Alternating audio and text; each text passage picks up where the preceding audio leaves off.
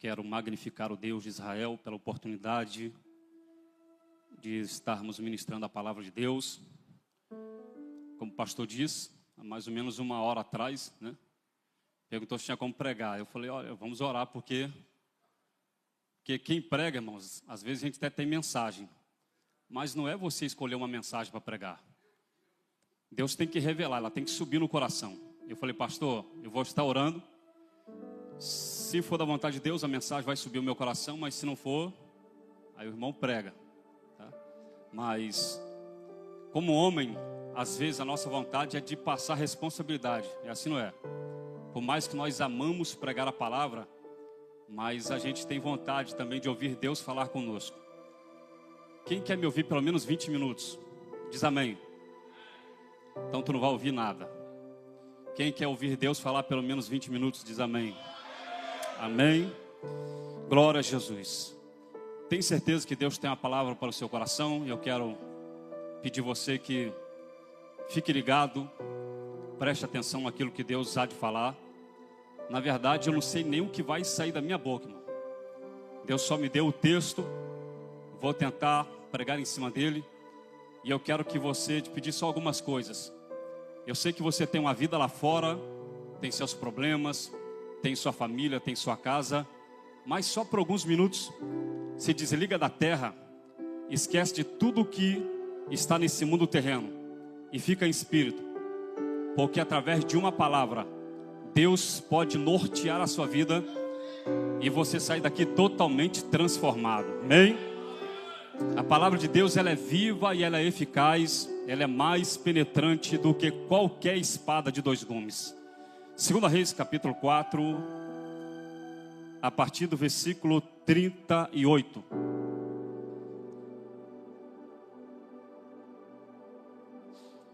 Segundo Reis, capítulo 4, a partir do versículo 38. A epígrafe, ela diz assim: a morte que havia na panela. Amém? Está escrito: e voltando Eliseu a Gilgal, havia fome naquela terra. Os filhos dos profetas estavam assentados em sua presença. E disse ao mais moço: põe a panela grande ao lume e faze um caldo de ervas para os filhos dos profetas. Então saiu ao campo a apanhar ervas e achou uma parra brava. E colheu dela e encheu a sua capa com colanquítidas. E veio e as cortou na panela do caldo, porque não a conheciam. Se atente a isso. Porque não a conheciam. Assim tiraram de comer para os homens. E sucedeu que, comendo eles daquele caldo, clamaram e disseram: homem de Deus, a morte na panela. Então não puderam comer. Porém ele disse: trazem farinha. E deitou-a na panela e disse: agora tirai de comer e dai ao povo. Então não havia nenhum mal na panela. Amém? Tome seu assento, dando glórias ao nome de Jesus Cristo. Meus amados irmãos, nós estamos diante de um texto que ele é bastante interessante.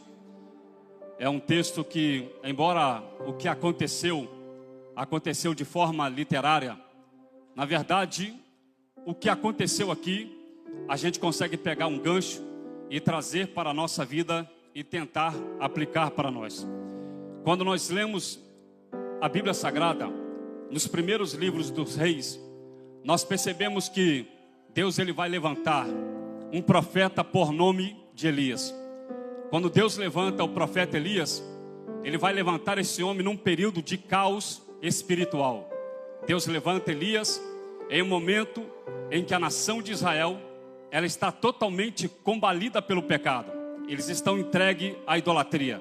Naquele momento, 2 deuses principais eram adorados na nação de Israel: o deus Baal e a deusa Azerá.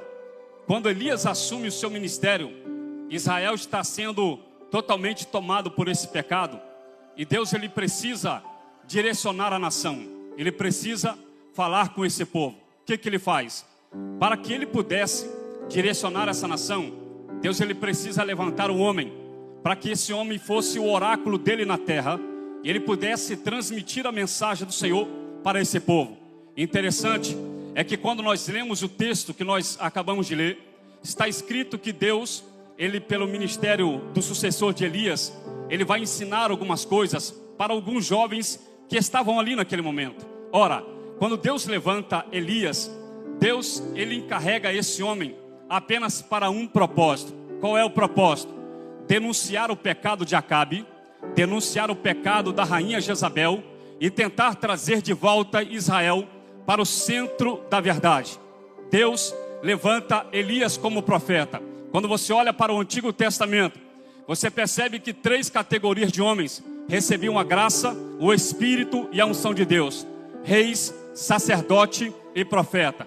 Irmão Sandro, qual era a diferença deles? O rei era o monarca da nação, aquele que tinha o poder de direcionar a nação no sentido social e econômico. O sacerdote era o líder religioso. Quando a nação de Israel tinha alguma pendência, o que eles faziam? Se dirigiam ao sacerdote, o sacerdote pegava a causa do povo, pegava a sua lamúria e apresentava diante de Deus. Então o sacerdote, ele pegava a causa do povo e apresentava ao Senhor. Porém, quando Deus queria se dirigir à nação de Israel, Deus não se dirigia aos monarcas, não se dirigia ao sacerdote. A quem ele se dirigia? Ele se dirigia ao profeta. O que o profeta fazia? Ouvia a voz de Deus, ouvia a sua mensagem e transmitia para a nação aquilo que Deus queria falar. Deus transmitia, o profeta anunciava a mensagem que Deus havia revelado a ele. Ora, a Bíblia diz que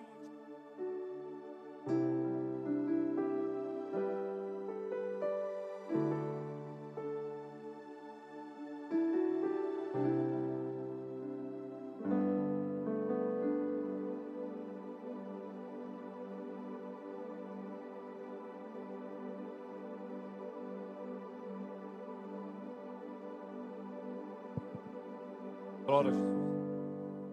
Aleluia. Amém? Olha para cá. Quando Deus queria falar com a nação, Deus levantava os profetas. Preste atenção. Quando Deus queria falar com os profetas, Deus, ele era bem enfático naquilo que ele queria fazer. Porém tinha um detalhe: o homem no Antigo Testamento, para ele ser considerado como profeta, era diferente dos dias atuais. Talvez você já percebeu que nos dias que nós estamos, basta um homem subir no altar, pegar um microfone como esse, ele já auto se intitula profeta. Você já viu alguém dizendo assim: abra a boca porque eu sou profeta, dá glória a Deus porque eu sou profeta? Então os homens da atualidade, eles se autodeclaram, Gardel, profeta, se auto-intitula. Mas no Antigo Testamento havia alguns protocolos. O homem, para ser considerado um profeta, ele não precisava ser autonominado, ele não precisava ser autodeclarado. Bom, um homem, para ser um profeta no Antigo Testamento, ele tinha que ter pelo menos 5 sensibilidades. Vou lhe explicar. Primeira sensibilidade, auditiva, capacidade de ouvir a voz do céu. Um homem, para ser um profeta, ele tinha que ter o seu ouvido consagrado, capacidade de ouvir a voz de Deus.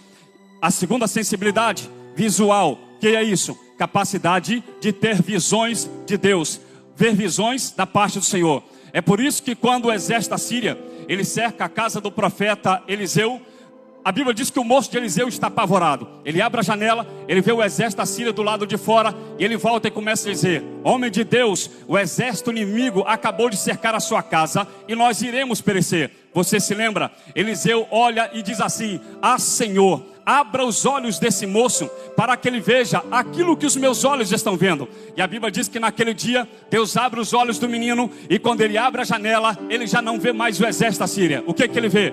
Carros de fogo, carruagem de fogo, exército de fogo. Havia um exército de anjo ao redor da casa do profeta. Terceira sensibilidade de um profeta, labial, capacidade de verbalizar os vernáculos sagrados. O que eu entendo com isso? Quem é chamado para ser profeta, sua boca é ungida, sua boca é consagrada. Profeta não fala mentira, profeta não fala fofoca, profeta não profere engano, profeta fala a verdade. Ainda que doa ou ainda que não doa, aquilo que ele recebe, ele também transmite do céu. Quarta sensibilidade de um profeta estava nas mãos. Onde ele colocava as mãos, Deus prosperava. Onde ele colocava as mãos, Deus abençoava. Quinta sensibilidade, nos pés. É por isso que o profeta Naum disse: quão formosos são os pés daqueles que anunciam boas novas de salvação.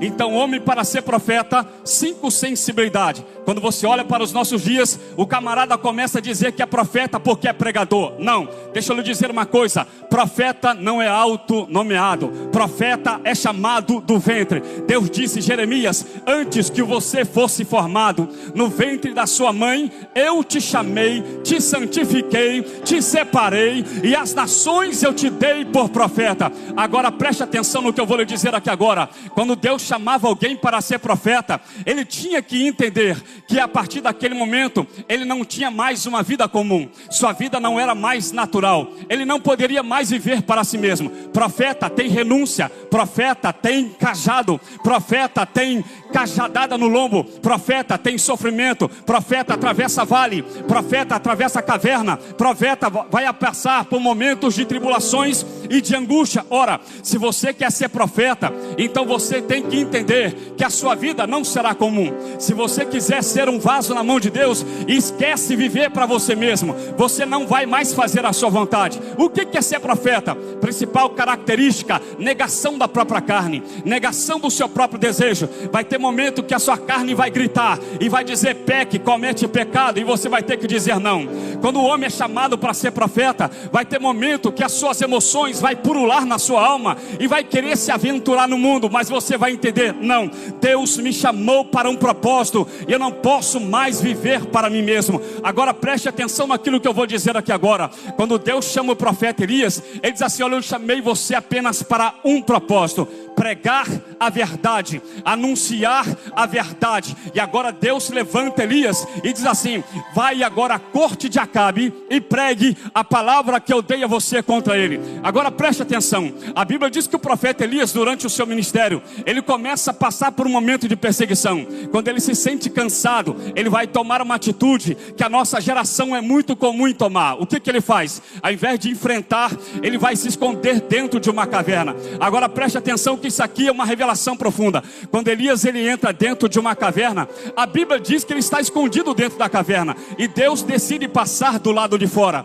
Quando Deus passa do lado de fora da caverna, a Bíblia diz que ele vai se manifestar em alguns elementos. Primeiro, a Bíblia diz que Deus passa como um forte terremoto. O terremoto é tão forte que as rochas começaram a se rachar, as pedras se fenderam, e logo a Bíblia diz: Deus passa como um terremoto, mas Deus não está no terremoto. Segundo, a Bíblia diz que Deus passa como um forte vento, e o vento começa a soprar do lado de fora, mas o texto diz: Deus passou como um vento, mas não estava no vento, e o profeta está dentro da caverna. Terceiro, Deus passa como uma chama de fogo, ele passa como uma labareda de fogo, e a Bíblia diz que Deus não está no fogo, mas o profeta está dentro da caverna. Talvez você já leu esse texto e já questionou: afinal de contas, Deus estava ou Deus não estava nesses elementos? Ora, eu já ouvi alguém dizer que Deus não estava nesses elementos, mas quando você pega a primeira parte do versículo, diz assim: olha, Deus passou como fogo, Deus passou como vento, e Deus passou como um terremoto. Então deixa eu te trazer uma revelação. Talvez você não saiba, ou você tenha dúvida se Deus estava ou não estava no elemento. Eu vou lhe explicar. Ora, a Bíblia diz que quando Deus passou como fogo, ele está do lado de fora, mas Elias está dentro da caverna. Quando Deus passa como vento, ele passa do lado de fora, mas Elias está dentro da caverna. Quando Deus passa como um terremoto, ele passa do lado de fora, mas Elias está dentro da caverna. Sabe o que eu aprendo como isso? Quem se esconde na caverna não está preparado para ver a manifestação de Deus do lado de fora. O que significa isso? Eu conheço a nossa geração, é uma geração de adoradores dentro da caverna. O que significa isso? É aquela pessoa que não quer cultuar mais, decidiu trancar-se dentro da sua casa e disseram: eu não preciso mais de igreja, eu não preciso mais de pregador. Estão atrofiados dentro de uma caverna, estão querendo adorar Deus dentro de casa. Deixa eu lhe dizer uma coisa, talvez você veio aqui hoje dizendo assim: hoje é o último culto da minha vida, é o último culto que eu entro, agora eu vou adorar Deus dentro de casa. Deixa eu liberar uma palavra sobre a sua vida: não se faça adorador dentro da caverna, porque quando você se esconder, Deus vai manifestar a sua graça do lado de fora, e só quem está fora da caverna será capaz de enxergar a manifestação do seu poder. Preste atenção, Elias está cansado, e agora ele decide se esconder dentro da caverna. E Deus agora dizendo assim: Elias, saia da caverna e manifesta-te a Israel. Interessante que quando ele sai dentro da caverna, Deus dá uma ordem para ele dizendo assim: agora vai à cidade de Abel-Meolá e unge Eliseu, filho de Safate, em seu lugar. A Bíblia diz que naquele dia ele sai, e ele pega a sua capa e ele coloca sobre Eliseu. Naquele dia ele estava fazendo uma transferência de unção, uma transferência de ministério. E a Bíblia diz que agora ele começa a passar alguns dias com Eliseu. E quando você lê os textos sagrados, a Bíblia diz que ele vai cuidar de Eliseu, ele vai educar Eliseu, ele vai treinar Eliseu e vai preparar Eliseu. Porém, tem um detalhe: a Bíblia diz que não somente Eliseu, ele anda com Elias, mas havia uma guarnição de profetas, chamado de os filhos ou os discípulos do profeta. Que guarnição é essa, irmão Sandro? Quando você lê 1 Samuel, lá no capítulo de número 10, a Bíblia diz que Samuel fundou uma guarnição de profeta. Ele treinava esses jovens para ser profeta. Agora preste atenção, havia uma escola de profeta. Como que funcionava? Não era como uma faculdade teológica, que você vai lá e você faz a sua inscrição e começa a estudar uma teologia. Não. O que era essa escola de profeta? Samuel e Elias começou a treinar aquele jovem para ser profeta. Como assim? Será que é para pregar bem? Será que é para ensinar a profetizar?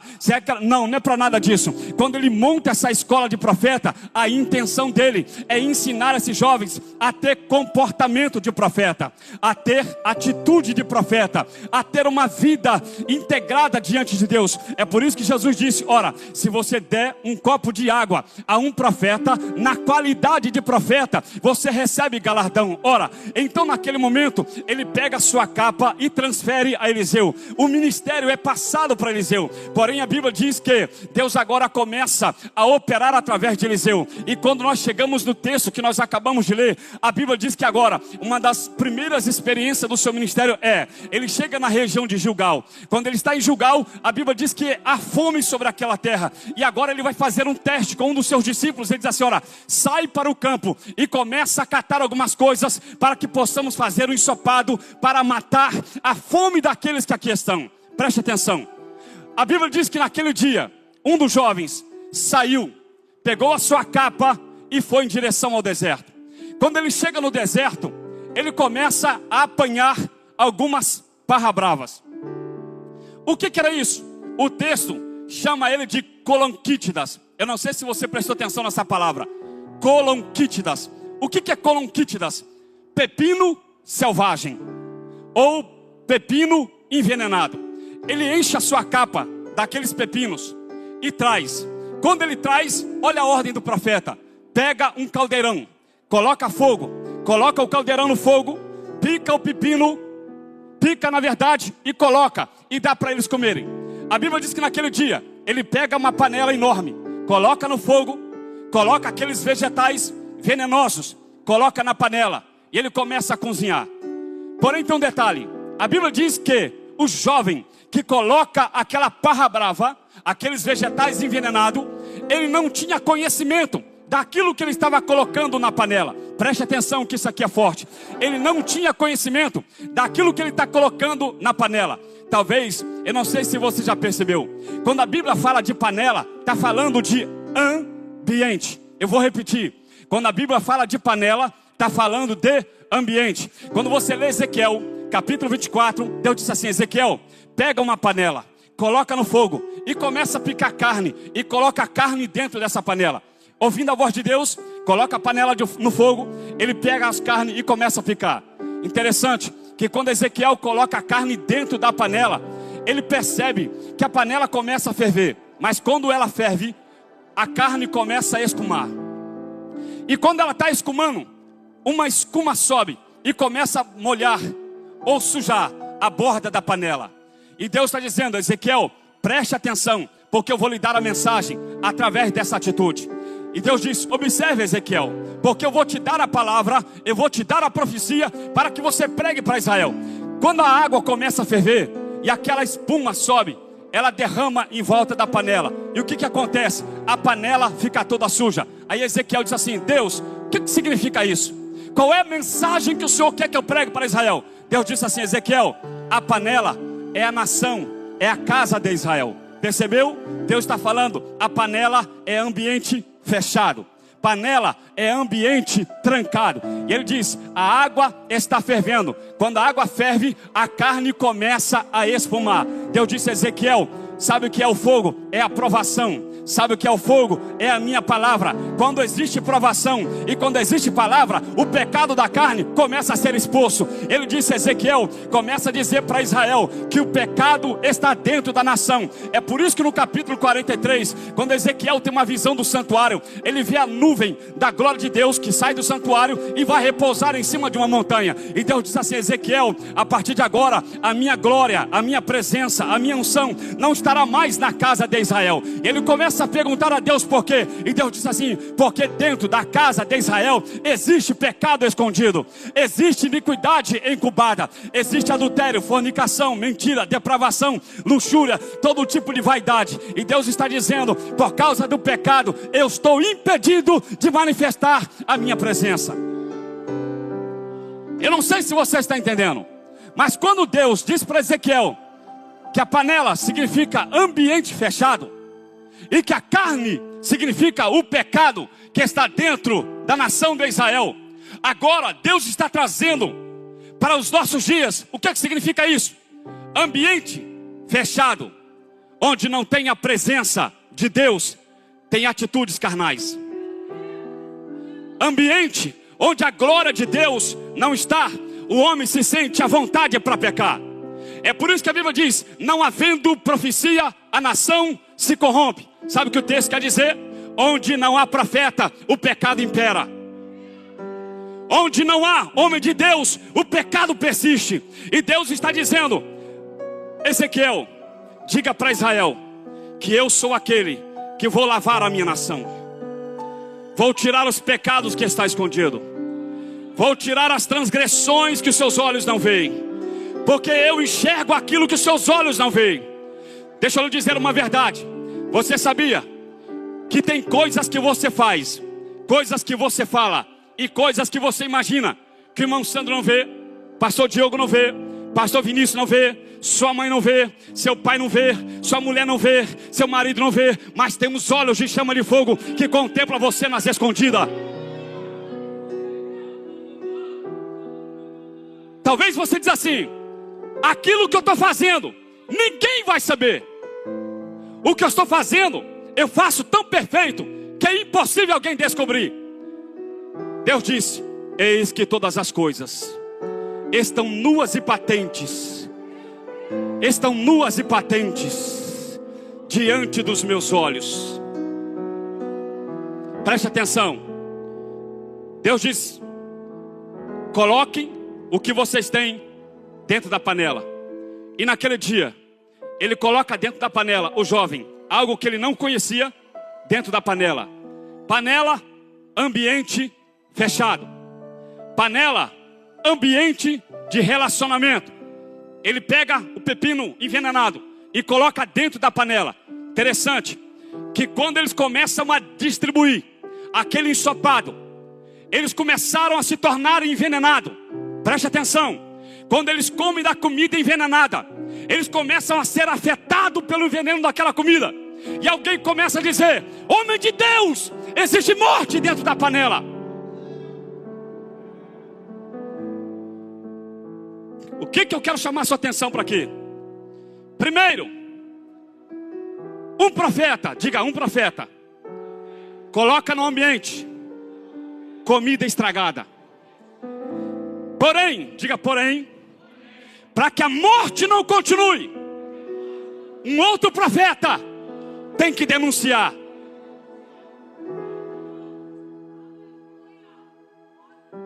Eu vou repetir.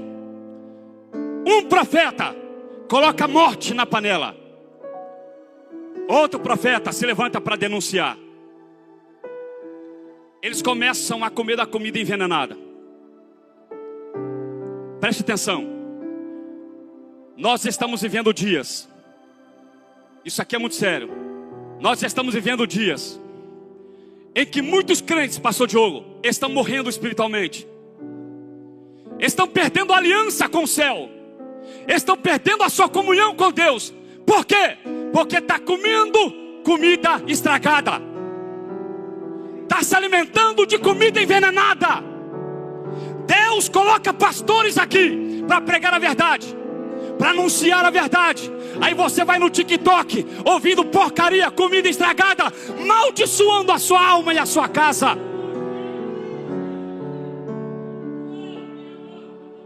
Sabe o que está faltando nos nossos dias? Crentes que sejam referenciais.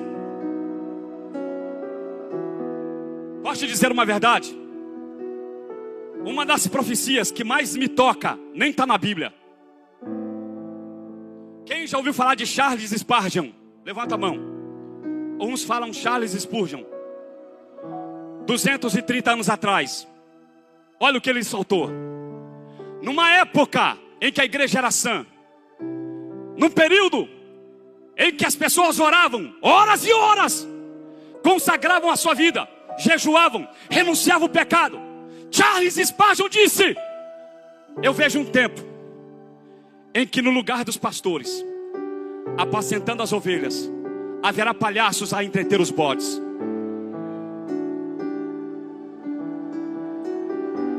Seja sincero. Quantas não são as vezes que você quer ouvir uma palavra em alguns lugares? Aqui não, aqui tem palavra. Que quando você chega lá, a sua alma não sai alimentada. Você sai com a sua alma carcomida, você sai pior do que você entrou. Posso dizer uma verdade? Eu já entrei dentro de igreja que quando manifestava um demônio, os crentes corriam para o canto da parede, com medo da possessão maligna. Irmão, olhe para cá. Eu estou para ver um crente cheio do Espírito Santo ter medo de Satanás. Eu quero ver um crente que tem uma vida de renúncia, alguém que leva uma vida de oração e de jejum, ter medo de qualquer entidade maligna. Eu estou falando isso, sabe por quê, irmão? Porque eu já vi pessoa tremer diante de uma possessão maligna. Na última reunião que nós tivemos aqui, o pastor Diogo estava trazendo uma mensagem interessante. Ele disse assim: irmãos, a sua mulher quer ver dentro da sua casa um sacerdote, quer ver um homem de Deus. E pastor, posso dizer uma grande verdade? Sabe qual é o maior desejo das mulheres que estão aqui? É que quando o bicho pegar dentro da casa delas, não tem que ligar para você.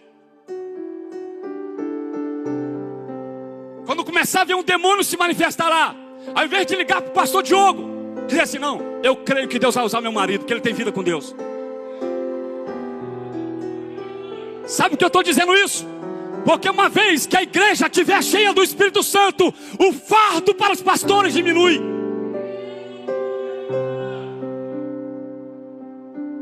O sonho da sua esposa é quando manifestar um demônio, ela dizer assim: meu marido é cabra macho, é cheio da unção de Deus, não preciso chamar ninguém para poder vir orar e expulsar o demônio. Preste atenção. Morte na panela, comida envenenada, comida estragada. Sabe por que tinha morte na panela? Pergunta por que, irmão Sandro? Porque aquilo que eles estavam comendo, eles desconheciam. Eu vou repetir. Crente só fica envenenado quando ele come aquilo que ele desconhece. É por isso, irmão, que eu não canso de dizer. Está vendo isso aqui? Olhe para cá. Quem trouxe uma? Levante a mão, deixa eu ver. Quem trouxe a sua? Isso aqui não é para te humilhar não, irmãos. Isso aqui é para te alertar. Crente que não lê Bíblia, me desculpe, irmão, você é uma presa fácil para Satanás. Crente que não se enche do conhecimento e da palavra é uma isca fácil para o inferno. Por que tem ministérios que estão sendo demolidos? Por que tem casamentos que estão sendo arruinados? Por que tem crente se desviando? Por que tem gente sofrendo ataques e não consegue resistir? Por causa da ausência da palavra. Quer ver? Eu vou lhe revelar um segredo aqui agora. Qual é o maior livro da Bíblia? Quem sabe? Vou perguntar aos pastores, não, quem sabe? Maior livro da Bíblia, quem sabe? Quem pode dizer? Salmos. É o livro de Salmos. Qual é o maior capítulo do livro de Salmos? Lembra? Quem lembra? 110. Talvez você nunca percebeu por quê. Ou nunca teve a curiosidade de saber por que o Salmo 119 é o maior salmo. Já teve essa curiosidade? Sabe por quê? Vou te revelar aqui agora. E se você não der glória a Deus, irmão, é porque está bravo pro seu lado. Sabe que o Salmo 119 é o maior? Porque é o que mais fala da palavra. Salmo 119, versículo 9 diz: como purificará o jovem o seu caminho, observando conforme a sua palavra. Salmo 119, versículo 11: escondi a tua palavra no meu coração, para não pecar contra ti. Salmo 119, versículo de número 16: me alegrei nos teus estatutos, porque passei a observar a tua palavra. Salmo 119, versículo 25: a minha alma está pegada ao pó, vivifica-me, Senhor, segundo a tua palavra. Salmo 119, versículo de número 61: antes de ser castigado, eu fazia o que eu queria, mas agora eu guardo a sua palavra. Salmo 119, versículo 71: foi bom para mim ter sido castigado, pois só assim eu passei a guardar a sua palavra. Salmo 119, versículo 50: isto é a minha consolação na hora da aflição, porque a tua palavra, ela me deu vida. Salmo 119, versículo 89: para sempre, Senhor, a tua palavra, ela permanece no céu. Salmo 119, versículo 111: aleluia, desviei os meus pés do mau caminho, só para guardar a tua palavra. Salmo 119, verso 105: lâmpada para meus pés e a tua palavra é luz para os meus caminhos. Salmo 119, verso 140: a tua palavra é pura, por isso o teu servo ama.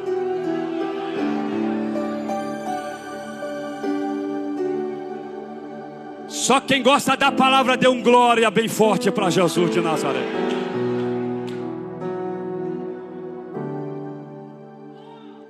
Eu estou sentindo a presença de Deus aqui. Quer que a maldição saia da sua casa? Vive a palavra. Quer que o diabo caia por terra? Viva a palavra. Quer que a felicidade reine na sua casa? Viva a palavra que cura, a palavra que restaura, a palavra que levanta, a palavra que dá vida, a palavra que exalta, a palavra que arrebata, a palavra que transforma o homem e enche ele da presença do céu.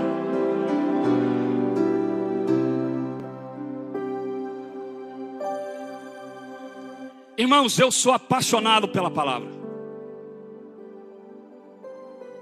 Eu vou dizer isso aqui, irmão, porque a Bíblia fala que nós temos que ser exemplo para os demais. Não tem um dia, irmão, que a minha esposa não vai me ver lendo a palavra. Não tem um dia que eu não pego a Bíblia, sento ou na minha mesa, ou vou para a minha cama e passo horas e horas e horas meditando na palavra. Eu sempre digo isso: que dia que um servo de Deus perder um debate bíblico para um ateu, e é o que eu mais vejo, é o que eu mais vejo. Você sabia que o ateu, o agnóstico, não crê nela, mas estuda mais do que você? Sabia disso? Sabe por que ele estuda? Porque o maior desejo de um ateu, o maior prazer dele é refutar você e você não ter resposta para ele. Semana passada, cheguei até a comentar com o pastor. Um ateu me chamou para uma live para debater com ele. E eu, por muita insistência dele, eu acabei entrando na live. E ele disse assim: eu vou provar para você que a Bíblia ela é mentirosa. Vou provar para você que a Bíblia tem erros terríveis. E eu falei: cite o texto. Não tem coisa melhor, irmão, quem está seguro na palavra. Cita o texto. Aí ele abriu Números, capítulo 11, a partir do versículo 13 ao 19. Moisés disse assim: dos pássaros imundos que não se deve comer. Aí ele começa a falar: pelicano, abutre. Vai falando. Chuta qual é o último pássaro. Morcego. Morcego é pássaro ou é mamífero? Então a Bíblia não está errada? E aí, o que você responderia? Ele me provou que na Bíblia está escrito pássaro. Aí o Espírito Santo: vai lá e pega a tua Bíblia judaica. Pega a tua Bíblia judaica. Aí eu fiz questão, irmão, de abrir a tela. Falei: vou abrir a tela. Eu tenho uma Bíblia aqui, do original do hebraico para o inglês. Aí eu abri a tela. Falei: vou ler com gosto para envergonhar Satanás. Está escrito no original: dos animais que voam.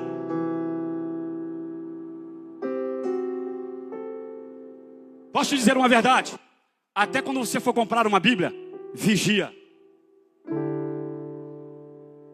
Sabe por quê? Porque já tem Bíblia hoje que está sendo reformulada, está sendo recompilada. Estão tirando trechos. Antes eles estavam mudando a tradução.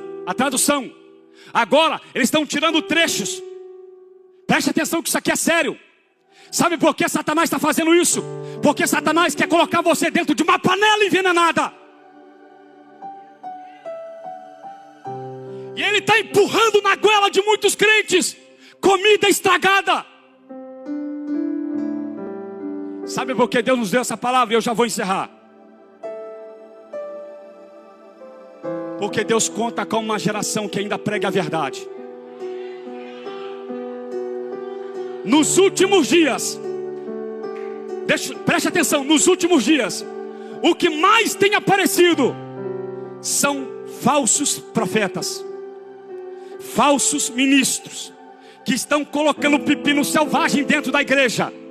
Mas Deus manda dizer para você que é sobre você que Ele depositou um espírito de denúncia.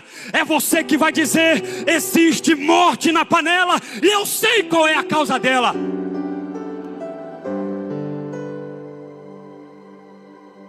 Oh, aleluia. Oh, aleluia. Oh, aleluia. Irmãos, eu estou sentindo a graça de Deus aqui nesse lugar.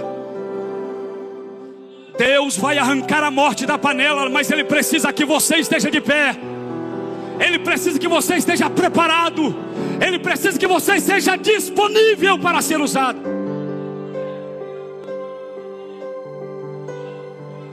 Agora lá vai. Quer ser cheio da palavra?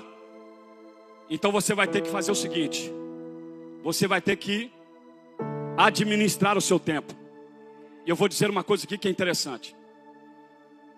Pastor Diogo, há um tempo atrás, quando o diabo ele queria destruir um crente, o que ele fazia? Ele tirava o crente de dentro da igreja e arrastava para onde? Para fora, levava para o mundo. Você acha que o diabo está preocupado em tirar você da igreja hoje? Ele não precisa tirar você daqui, ele precisa distrair você aqui dentro.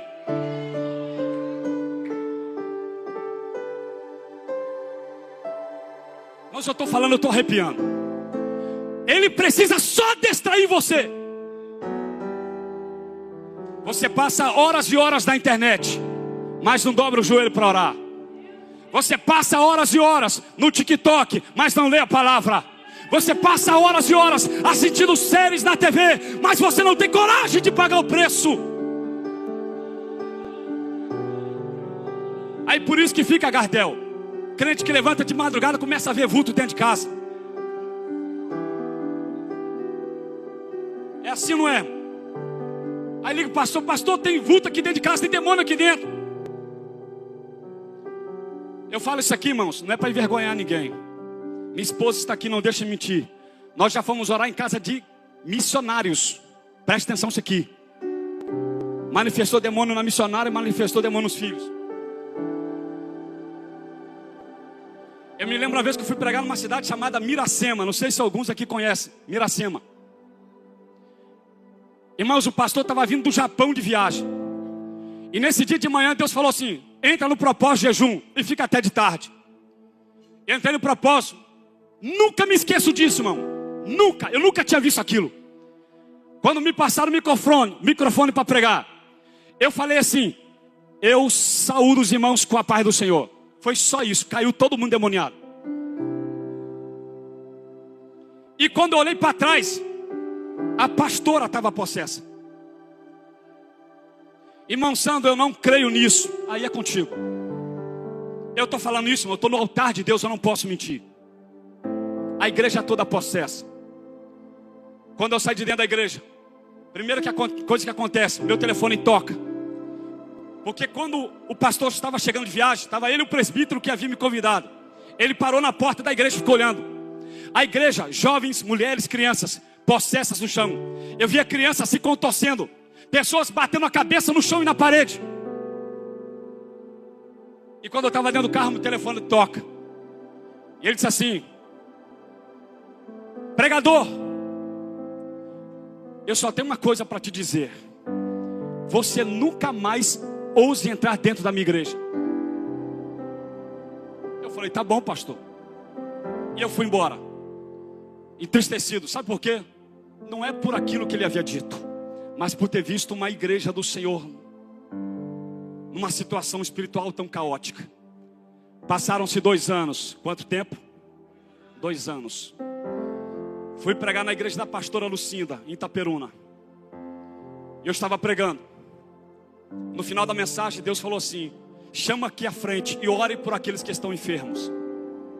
E eu me lembro, irmão, que quando eu estava orando, entrou um homem lá atrás. E ele sentou na última cadeira. Eu estou falando de 2 anos depois. Aquele homem sentou na última cadeira. E quando eu estava orando, ele foi à frente. E ele esticou a mão e disse assim: a paz do Senhor, irmão Sandro. Eu olhei para ele e falei: esse cara não é estranho. Eu falei: a paz do Senhor, meu irmão. Ele disse assim: tá lembrado de mim? Eu falei: o irmão não é estranho, porque eu fui na igreja desse camarada uma vez só.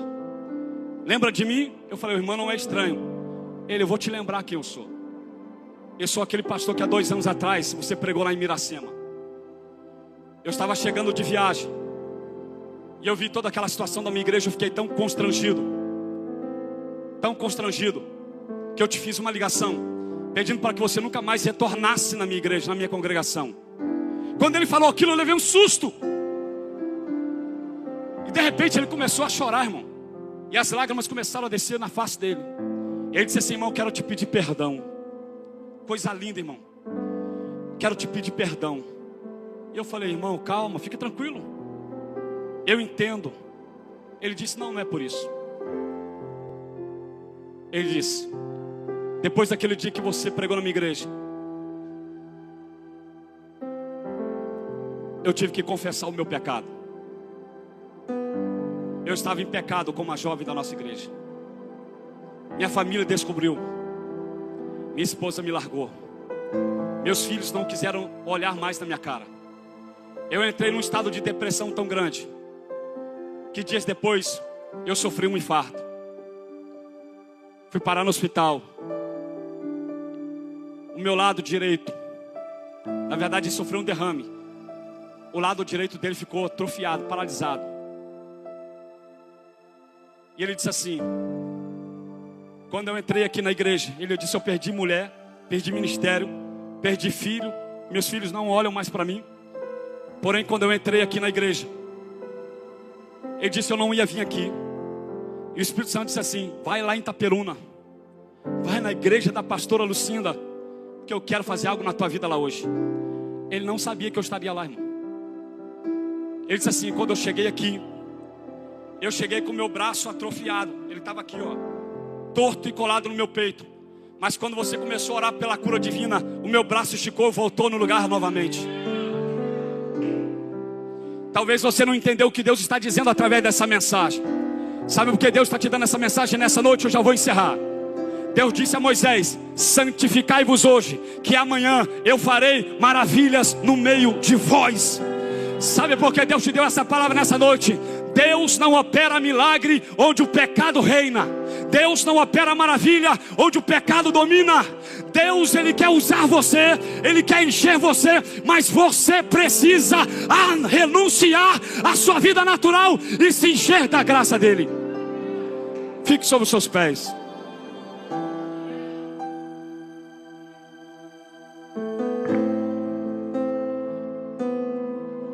Eu prometo, irmão, que qualquer dia eu vou trazer uma palavra mais tranquilinha.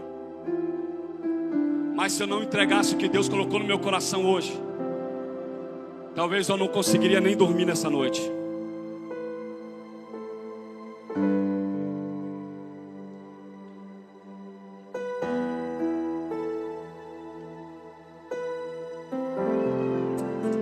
Preste atenção. Eu quero chamar aqui à frente no altar você, preste atenção. Você que tem enfrentado morte,